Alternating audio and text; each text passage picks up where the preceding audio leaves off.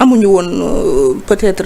malchance mu di leen di poursuivre à part l'affaire Mbaye Diouf bu Thiès. Donc au moins la sagesse du président Wade tax na moom teelul dugg ci chasse aux sorcières bi mu ñëwee au pouvoir. Mais le président Macky bi mu ñëwee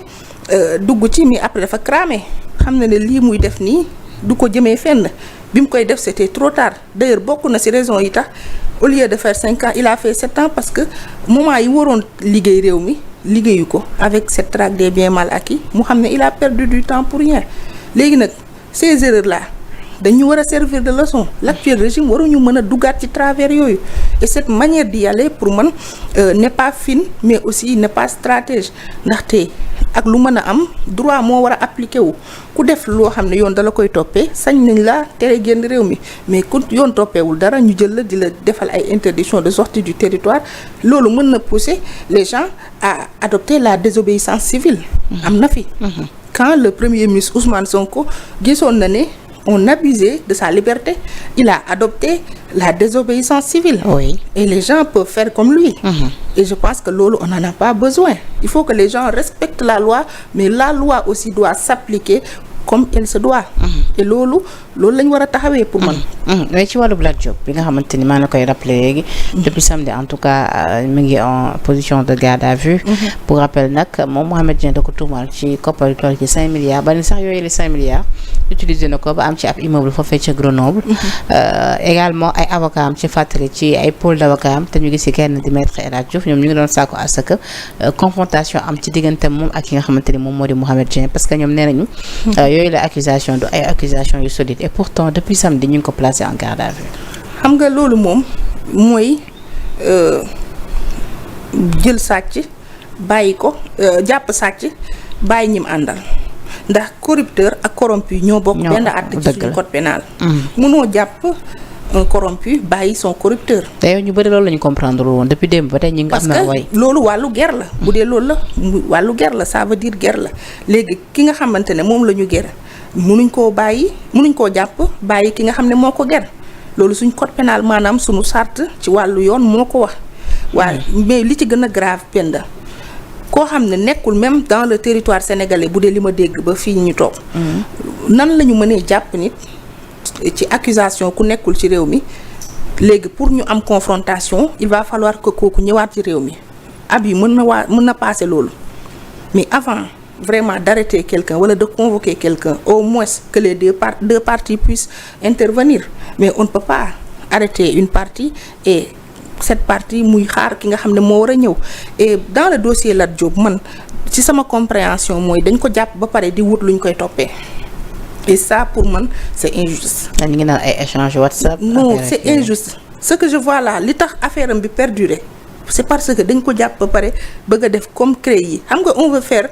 de la CREI sans la CREI je m'explique xam nga CREI moom dafa teel a ñëw def renversement charge de la preuve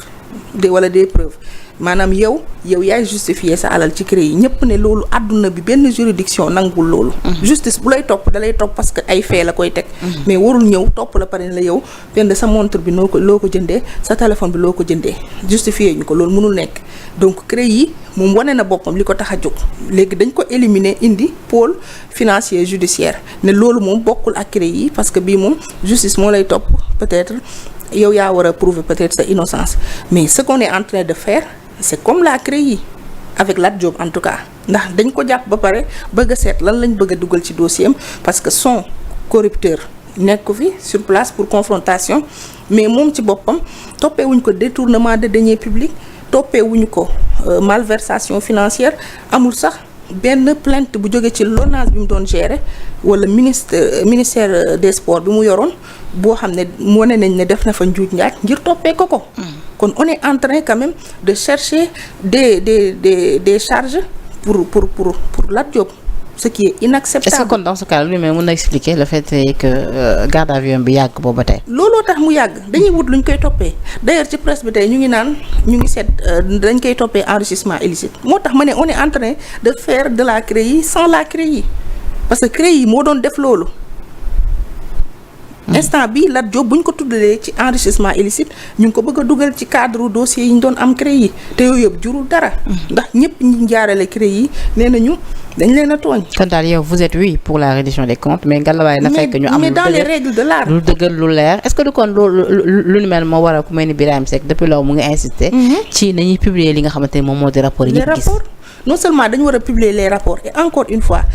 les rapports il faut faire attention Penda avec les rapports gis nga ñi mën a lire rapport bëriwuñ mais ñi mën a interpréter rapport bëri na Sénégal alors que rapport dafa am nuñ koy lire pour comprendre ko ndax beaucoup de choses dans les rapports mën nañ la ci épingler mais dans les faits mën na bañ a doon détournement wala malversation financière mais loolu ça dépend si ñi koy lire il y a des personnes yoo xam ne war nañ ko mën a def mais malheureusement Ndeye Fatou benn journaliste bu sopp la day jot benn rapport xamul lu ci géej gi di riir naan diw épinglé alors que dans le fond bu ñu demee ba def enquête yi kooku mën na bañ a doon un coupable mais un innocent parce que y a des fautes yoo xam ne ci wàllu gestion la xam nga gestion finance publique yombul parce que chaîne de valeur la kii mooy ngardaaju li kii moo féetewuli alors ci chaîne de valeur boobu erreur mën na am ci ku nekk li nga war a accomplir comme rôle wala comme fonction et malheureusement ça tombe sur la tête peut-être de la personne morale bi nga xam ne moom mooy gérer département bi wala ministère wala direction bi et bu ñu demee dans les faits ba def les recherches qu'il faut mën nañu dem ba xam ne kii nekkul coupable xëy na dañ ko tourner en dérision et ça nous ramène au profil de ceux qui nous dirigent xam nga l'homme qu'il faut à la place qu'il faut moom bokk na ci liy indi coono yi ndax quand même boo fekkee ku amul benn notion bi mësul am esprit de management bi amul parcours bi amul vécu bi nga jox ko yenn poste de responsabilité yi au nom de la politique mais bu ñëwee fekk fa un agent qui s'y connaît très bien bu dee un comptable très fin dans ce qu'il fait un financier wala yooyu xam nga ñooñu ñooy le personnel technique bi yor mbir yi di ko gérer yow loo ci am muy signé yaay la personne morale mais yow miy signé bu dee amoo yenn notion yi maîtriser woo yenn yi luñ la signé loo mën nga ko signé te après loolu mën na doon jafe-jafe si yow moo tax loolu yëpp une classe politique moo ñu ko teg parce que au nom de la politique ku ne la ñuy fal ku ne la ñuy dénk alors que ñëpp mënuñu yor ñëpp mënuñu gérer mais aussi ñëpp mënuñu dérouler comme ni nga xamante ne loolu lañ koy xaaree ñu digoon askan bi mooy appel à candidature amoon solo oui parce que bu ñu doon def appel à candidature duñ la jox loo xam ne mënoo ko d'ailleurs pour commencer en 6 mois yaa ngi dégg 2 ou 3 scandales. oui alors yooyu yëpp li muy wane mooy bu ñu tegoon nit ñi ci place yi ñu yeyoo ak yi ñu maîtriser problème yooyu du mën a am parce que nit ki liñ naan loo jàngul doo ko tari yow mii di journaliste tey bu ñu la yóbbu woon ministère des mines et géologie mën nga faa am problème. parce que dina am domaine yoo xamante ne les cadres du ministère ñoo koy maîtriser mais yow comme yow yaay. ordonnateur au budget lu ci mën a am il faut nga signer di dégager des fonds mais mën nga bañ a maîtriser au fait destination bi ak efficacité bi nga xam ne mën na am ci loolu nga xam ne yaa ngi koy signer te bu ëllëgee mën na la rattraper ci sa biir gestion xam nga li nga wax ni barki dem bi ma fi invité Mamadou Sy Tounkara di taskatu xabaar daf c'est-à-dire lu ni mel la wax bi ñuy wax ci gestion Cheikh Tidiane Dièye en tant que ministre du Travail mu ne un docteur tey ji naka lañ ko mënee dénk wàllum ndox bi alors que ni loolu du domaine de compétence mu ne kon kooku tey jii njumte bu mu ci def xëy na amaana yow mi ko fal yow yaa ko def loo mais c'est ça parce que loolu du li nga xamante ni dëgg-dëgg loolee la maîtriser mais loolu la moo tax depuis les indépendances ñuy am problème mu malversation détournement des deniers publics wala peut-être mauvaise gestion des finances publiques c'est parce que ñi ñuy jox ñuy jiite ñooñu du forcément liñ leen di jox dañ koy maîtriser et malheureusement ça tombe sur la tête des Sénégalais moo ñu indil ce retard côté développement moo ñu indil ces problèmes qu'on a toujours et qu'on n'arrive pas à solutionner c'est parce que jamais on a eu l'audace il y a aucun président bu mës a am audace ñëw ne je vais prendre des technocrates wala je vais prendre des cracks yoo xamante ne mën nañ ma servir mais duñ ma indil mbooloo politique malheureusement ñoom choix bi ñu am mooy ki ma indil mbooloo politique mais pas ki liggéey réew mi en toute efficacité mais aussi ki nga xam ne mën na apporter quelque chose à la population mais ki ma mën a indil mbooloo mi kooku laa soxla et voilà moo ñu indee li ñu nekkee depuis boobu ba léegi tout à fait législative yi Ndeye Fatou ñu ngi jotee ko dëgmal muy des législatives en tout cas anticipées ginnaaw l'annonce bi nga xamante ni en tout cas faite par le président Bassirou Diomaye Diakhar Faye au soir du 12 septembre ci jamono ji nga xamante ni ñu bëri ñu ngi doon xaar déclaration de politique générale bu le premier ministre Ousmane Sonko bi nga xamante ni ñu bëri jàpp nañu ca 13 boobee ca la waroon am foofee ca assemblée nationale lu ñu mel nag mësta am ndaxte tas nañu assemblée laata loolu terewul nag comme ni nga ko fàttalee sànq député yi ba tey dañuy continuer préserver immunité parlementaire ba keroog ñuy installé li nga xamante ni moom moo di 15e législature au soir en tout cas du 17 novembre 2024 bi nga xamante ni dañ fixé la date quand même de ces élections mais lu ñu mel également ci porte-parole ki nga xamante ni moo yor gouvernement bi di Moustapha Ndiaye Sarré nee na date bi ñu ko choisir dina leen permettre tamit aussi ñu mun a def élection yi installer député yi ba ñu mun a également voter budget bi balaa décembre. Donc je pense que ni la date a bien été choisie mais question bi ñëpp di posé wu depuis loolu bu ñu gisee temps yi action yi am nii yëpp. mooy est-ce que way politique yi ñoom pare woon nañu en tout cas pour dem ci ay élections anticipées. D'abord Penda damay féliciter l'opposition la nouvelle en tout cas opposition qui est une opposition non seulement républicaine mais quand même très tenace xam nga lu tax ñoom même bu ñu amee erreur yu ñu def ci liste yi kenn du leen ko meree ndax dañ leen a bett te lu la bett mën la Sénégal ba mu sosoo ba léegi mësuñ fi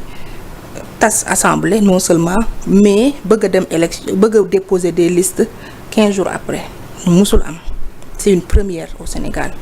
et loolu c'est la volonté du président ndax moom xamoon na ne il va dissoudre l'Assemblée nationale le 12 septembre mais l'opposition ne savait pas et il pouvait quand même d'ailleurs barki démb bi Pape Ngagne invité le ministre conseil Ousseynou Ly dafa mel ni quelque part sax moom dafa confirmer li nga wax quelque part bu ñu ko déggee Pape Ngagne laaj ko ni ko bi président di amal discours fan ngeen nekkoon mu ne ko ñu ngi woon ci tournée. waaw parce que ni c'est clair que ni lu ñu enregistré la bien avant naam sax président yenn sorties bi ba dañ koy faral di enregistré. mais dafa mel ni comme pour dire fi nga taxaw noonu lii lu ni mel peut-être enregistré woon nañ ko laataa même ñuy xamal askan bi en tout cas li nga xamante ne moom lañ nar a def. non mais fuité na sax toute la journée du jeudi am na ñoo xam ne en début d'après-midi xamoon nañ ne on va dissoudre l'Assemblée nationale d'ailleurs amoon na bi ñuy illustrer le discours du président li mu sol même yére bi. ñu photo ko di ko distribuer dans les réseaux pour montrer que ñoom am nañu capture vidéo bi. ah bon ah oui dans la journée. man fan laa nekkoon ba gisuma loolu. xam naa da nga doon ne la xam nga diriyanke nga da nga doon sieste xam naa la boobu yaa ngi sieste Penda boobu na ñun ñi nga xam ne ñun duñ sieste duñ def dara duñu raw ñun moom ñoo ngi xool ñun. boobu ñoo ngi def suivi lañ doon def. marquage ndax nga may mise à jour. waaw boobu maa ngi marqué man moom ca marquage yooyu gis naa ne am na capture d'écran yoo xam ne même yére bi. moom la ci sol ci la loolu rek d'abord c'est illustratif pour montrer que c'est un discours qui est enregistré mais ça s'est passé comme ça mais li ci gën a pour ma li ci gën a yéeme c'est le décret que le président a signé pour convoquer l'Assemblée nationale en session extraordinaire en sachant que cette session extraordinaire n'allait pas se terminer en bonne et due forme mu inscrire ci li mu ci bëggoon ñu defal ko et malheureusement lim tegoon ci suuf ñooñu mujjuñ ko def alors xam nga loolu duperie la te duperie du lu ñuy dugal ci gestion étatique parce que le décret présidentiel il est sacré kenn rek ci réew mi mooy xaatim décret muy président de la République. même su fekkee ni président ci discours am keroog dégg nañ ko mu wax quand même lu waral. mu jël décision bu ni mel. expliquer tamit ni assemblée amul woon prérogative. non il n'a pas été assemblée dem na. ba jël moom ay sañ-sañam ci. tànn date bi nga xamante ni ñoom loolu du woon seen wareef ci nu mu ko waxee ci tënk. Le président n'a pas été convaincant et l'Assemblée en choisissant la date du 11 defuñu erreur parce que moom dafa convoquer session extraordinaire mais datewul session yi bi nan lay demee ak travaux yi duñ koy dérouler dafa ñëw rek ne je voudrais qu'on ouvre cette session parlementaire ñu voté ci li mu bëggoon comme point mais waxu leen délai bi ak date bi. Assemblée war na mën a def délimitation bi parce que bu fekkee mu choisirul les dates avec l'article 73 du règlement intérieur ñoom am nañu sañ-sañ. maanaam day choisir les dates ma jël exemple bi ma sama père Doudou Wade joxoon ci téléphone bi. waaw mu ne dafa mel ni. nga yónni sa doom ne ko soo paree dama laa bëgg yónni Ndar. waaw mu ne waaye waxoo ko ban date la war a mën a dem Ndar ak kañ la mën a dem Ndar. merci mu ne moom bu demee ba disponible rek mu jël yoon ba dem Ndar. dem Ndar nee na nga ne ko noonu mënoo nga xaar ba ginnaaw suba nga doog a dem Ndar. c'est la même chose assemblée dañ ko ne demal Ndar comme li nga wax waxuñ leen date ci seen pas-pas ak ci seen cawarte ñu daal di ko condenser. daal di ko def date du 11 et aussi surtout que il y avait des supputations surtout le premier ministre une semaine avant avait dit que Assemblée nationale le 12 députés yi fa nekk dinañ tal leneen lu dul doon député et quand même li ñuy wax en science dafa am loo xam ne bu amee comme preuve rek li ci des mën nga jàpp ne c'est la vérité wala c'est certifié en tout cas dane woon 2 présidents institution yi balaa guddi dinañ leen génnee fi ñu nekk dinañ leen wàccee mu wax loolu am kon loolu preuve la pour wane ne le 12 bi lim ci wax noonu kon lu nar a am la. léegi nag looloo taxoon xëy na assemblée bëggoon def cette déclaration à la date du 11 et pour en revenir au président moom foofu dafa ñëw sotle son premier ministre. Il ne s'est pas élevé au-dessus de la mêlée parce que moom c'est le président de tous les Sénégalais, ceux qui ont voté pour lui et ceux qui n'ont pas voté pour lui. Oui. Parce que quand même pour en revenir aux chiffres soyons un peu réalistes Penda ñi voté ci élection présidentielle bi matuñu 5 millions c'est 4 millions et quelques d'électeurs sur un fichier électoral de 7 millions 500 électeurs kon ñi voté wul bari nañ. 4 millions et quelques yooyu président Bassirou Diomaye Faye 2 millions 500 électeurs la ci am. le candidat mu am 54 virgule waaw léegi loolu noonu war na tax yow nga yaatal pour xam ne tout le peuple en tout cas tous ceux qui sont inscrits dans le fichier ne sont pas avec toi parce que ñu bëri voté wuñ. alors que nous sommes 18 millions d'habitants. non seulement 18 millions mais 7 millions 500 yi nekk rek ci fichier bi nga xam ne ñii moom ñu ngi leen ñu ngi ci fichier am nañu carte électeur mën nañu voté 4 millions rek ñoo ci voté. donc yow ça prouve que du ñëpp ñoo la votel parce que yeneen 3 millions et quelques yi seen voix exprimé wuñ ko te mënul la leer na ñoom yow la ñuy votel ci sondage bi nga wax nii. da ko mel ni Mimi Touré sukkandiku woon pour wax ne assemblée bi légitime parce que bu ñu sukkandikoo ci li nga xamante ne en tout cas mooy résultat yi ñu am ci présidentielle bi. waaw ci présidentielle résultat yi sur les 46 départements président premier ministre Amadou Ba il a gagné 30 départements. La coalition Diomaye a gagné 16 départements loolu c'est révélateur comme chiffre sur les 46 ñoom 16 lañ ci gagné 30 yi Amadou Ba moo leen gagné donc suñ ko doon jàppee ci élection comme raw gàddu législative kon candidat APR moo naroon am majorité. maanaam comme ñoom dal gagné nañu mais de justesse. de justesse dañu gagné ci ville où il y a beaucoup d'électeurs. grande ville yi la ñu gagné comme Dakar comme Thiès ba wóor na ñoom buñ ci demee ci législative. en tout cas xoolal résultat yi présidentielle bi ñoom 16 départements la ñu gagné wuñ 30 départements Amadou Ba moo gagné 30 départements muy benn mbir. Deuxième aspect wax naa la taux de participation bi demeewuloon noonu parce que du ñëpp ñoo voté ci fichier bi et diggante bi bon. xawma c'est positif ou c'est négatif donc moom il a intérêt à ce que mu yaatal mu ubbi te situation bi ñu am moom joué na ci ndax en tant que président de la République waroon na engager un dialogue avec l'Assemblée nationale et je pense que ñoom au début tendroon nañ ko la perche ndaxte bi muy def installation ak yëpp assemblée liñ ci war a teew nañ ci mais en tant que président de la République pour man waroon na engager des discussions avec l'Assemblée pour man ñooñu ay députés yu war a responsable lañ et dinañu c'est sûr que am nañu consigne bu leen président Macky joxoon ba muy dem ne leen liggéey leen ak ñii kon mënoon nañ liggéey ak ñoom ba conditions yi gën a baax gën a réunir pour ñu dem élection législative. mais waxtaan yooyu gis nañ ko barki démb avec le ministre de l'Intérieur. mais yow Penda maanaam comme si un combat de lutte la man maay promotrice bi ma boole la ak beneen mbër choisir date ba pare doog laa woo ne la dama lay engagé boo dee mbër bu professionnel gëm sa bopp di nga jouer. déedéet. c'est la même chose ñoom classe politique bi dañu retenir ay dates organiser alors que sax y a des experts yu ne le président ci délimitation calendrier électoral bi daf ci def daf ci def ay abus il a violé des articles du code électoral ndaxte warutoon am yenn délimitation yu mu doon joxe ce qu'il pouvait faire c'est convoquer le collège électoral après le ministre de l'Intérieur peut-être engager des discussions parce que concertation dafa ànd ak ñun suñu système politique ak suñu système électoral. kon finalement ndax mënuñu gis li fi amoon parce que Macky Sall convoqué woon na collège électoral ba noppi ak li nga xamante ni moom mooy élection yi. ndax lu ne mel moom mënul reproduire. non bii je pense que j'ai ça dans mon téléphone li ma la wax ci convocation corps électoral bi en convoquant le corps électoral le collège électoral le président am na ci yoo xam ne daf ko outrepassé voilà. c'est mu ngi nii ci décret 1981 du 13 septembre 2024 le président dans le cadre de la préparation des élections législatives anticipées il a fait quelques irrégularités parce que Diomaye a pris ses décrets sur les procédures et délais en outrepassant ses prérogatives qui relèvent de la loi donc il a violé les dispositions de l'article 2 du protocole additionnel de la CEDEAO en tentant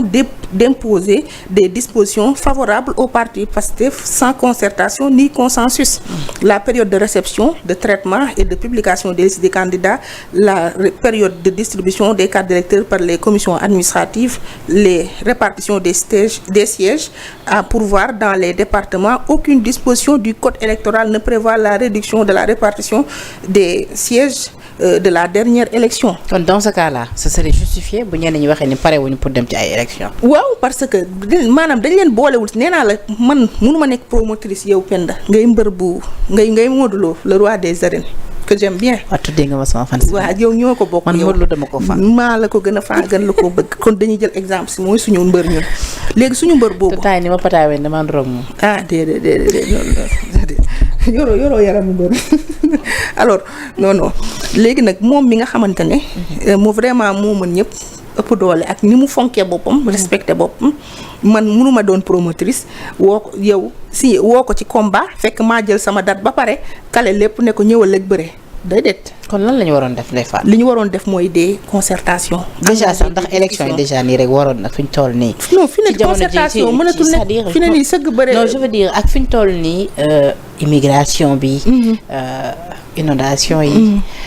am nañu jàpp ne peut-être priorité yi ñi ngi woon feneen lu tax assemblée di jëm ci ay législatives ci jamono ji nga xamante ni sax moom le PM waxoon na ne ñoom dañoo ils ont trouvé un état en ruine alors que ni élection dafa laaj moyen dafa laaj koppar nga xamante ni moom la ñu war a jëfandikoo. mais état en ruine buñ ko waxee ak li ngay dégg ci dépense budgétaire yi mais da ngay laaj ndax loolu fan la parce que mënoo trouver un état en ruine nga def des recrutements entre mai et juin yoo xamante ne 1148 agents nga jël leen dugal leen ci fonction publique yokk masse salariale bi jëlee ko 114 milliards yóbbu ko 116 milliards état en ruine du yokk dépense au contraire dafa war a wàññi dépense et bizarrement au même moment il y a beaucoup d'agents yu bokkoon ci ay directions ak ay ministères on les a remerciés pour dire que ay recrutement yu bëri la mais am na ñeneen ñuy jël donc loolu roof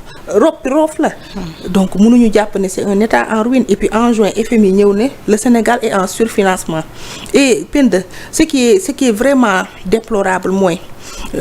régime bi ba mu ñëwee ba léegi ci côté gestion des finances publiques amul benn kii nii transparence xam nga lu tax fii lañ fi def eurobond dem jël JP Morgan pour ñu démarcher kook yooyu noonu yëpp et pourtant loolu waroon nañ dem assemblée expliquer ko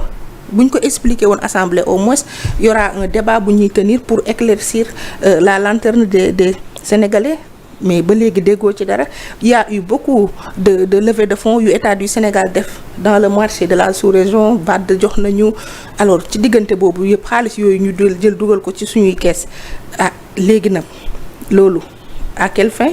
ak ban urgence la te yooyu yëpp c'est des débats yoo xam ne assemblée moo ko waroon tenir pour ñu mën a am vraiment une idée sur la situation des finances. mais ndax tenir tamit yooyu la débat ci assemblée doon na yomb ci ñoom sachant que ne amuñu majorité à l'Assemblée nationale. waaw loolu premier ministre moo ñu waxoon ne opposition bëri assemblée terewul pouvoir liggéey wala. waaw moo ko waxoon di. ma jàpp ne loolu mënoon na koo pratiquer. moo ko waxoon nee na Sénégalais bu leen kenn gëmloo ni leen opposition bi. su ngeen amee majorité ñu am fa majorité dañuy bloquer li nga xamante ni mooy liggéey. kon kay moom mënoon naa liggéey ak majorité parlementaire bi nga xam ne ci opposition la bokkoon. parce que man gëm naa ne majorité parlementaire bi nekkoon assemblée suñu demoon indi fa projet de loi sur les appels à candidature dañ koy voter parce que loolu intérêt Sénégal la. mais ñoom ñoo waxoon loolu ba noppi itam. pourtant ñoom ñi ngi soxla am majorité. dem nañ sax ba ni 150 députés la ñu soxla à l'Assemblée 150 xaw ma 140 la ñu wax. waaw loolu moom électeurs yi ñoo koy définir parce que députés yi moom 97 yi ci département yi lañ leen di falee 15 yi diaspora la ñuy jógee 53 yi liste nationale lay jógee. te gëwuma